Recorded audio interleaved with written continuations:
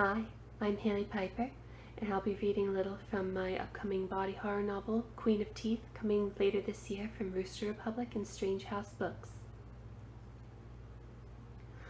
A red streak stained the baby blue fitted sheet between Yaya's legs. She sat up, kicking away blankets, and let chilly November air crawl into the bed. Fuck, not now. That wasn't fair. She hadn't even been spotting this week. Her brain sifted through cloudy memories, filtering good water from sweet poison. Last night's hookup, what was her name again? Had asked if her fingers were touching an IUD and promised in a dry tone that birth control wasn't needed tonight. Yaya had been half drunk, full exhausted, and figured her body just wasn't getting with the program. Now she knew why. Premenstruation anticipation. She didn't need this, especially not in another woman's apartment in her bed. What was her name would probably be cool about it. Most women would, but that hadn't been the case last time Yaya's period popped in the morning after a one-night stand. Come to think of it, she couldn't remember that woman's name either. Maybe that was the real reason she'd screamed for Yaya to get the hell out. She hoped this new stranger had a little more patience and understanding on all counts.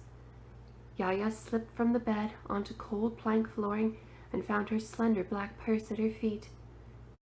She carried it to the bathroom, shut the door, and pawed the purse's overstuffed insides. No feminine products. She hadn't been prepared for this. Any sympathetic paramour would certainly spare a pad and tampon without complaint. And if she complained, Yaya had already stained her sheets and forgotten her name. There were plenty of things to be angry over. Borrowing supplies would come low on the list. Yaya shoved her purse aside and laid it under the sink. What was her name kept her pads and tampons in boxes beside folded washcloths, but she was running low on tampons. Fingers crossed she was extremely forgiving, and this one-night stand didn't lead to any synchronizing. Yaya sat on the toilet, got herself in order, and then unwrapped the tampon. It wouldn't go in. And after all that moralizing, was it the same trouble as last night with what was her damn name's fingers? No, Yaya was sober now, and this didn't feel like her muscles clenching. Something was in the way, small and loose yet hard.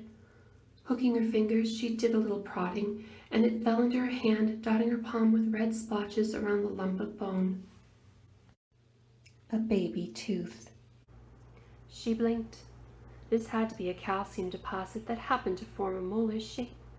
She tossed it between her legs where it plonked in the toilet water and grasped the tampon again. It still wouldn't slide in. She was almost afraid to find out why, but she had to know. Scant seconds after she set the tampon aside, her exploring fingertips brushed larger, rounded bones inside her. She couldn't guess how many by touch alone, but they felt set in the tissue. Yaya? The voice bounced her name on a drowsy tongue. What was her name hadn't noticed the state of her bed yet, only that she was alone. Just a minute, Yaya said. She rarely had a convenient cycle. Never did it strike while she was in the shower or already seated on the toilet.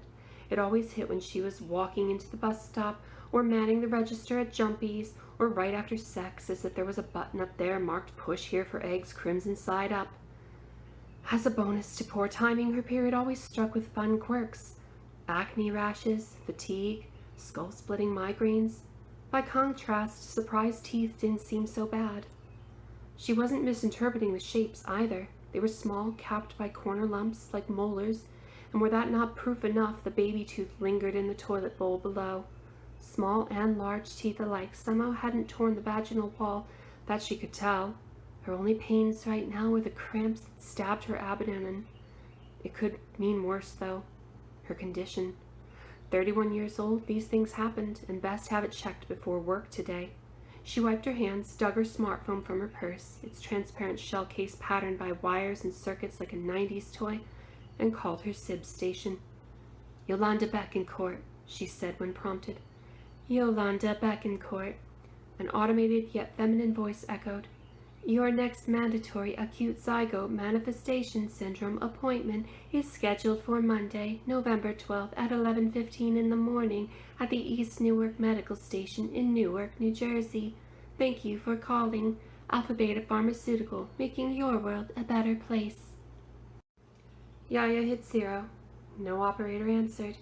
She asked to speak with a human, but ABP seemed fresh out. Every visit to an AlphaBeta Pharmaceutical SIB station had been on their time, but they couldn't make an exception when she had chompers growing between her legs.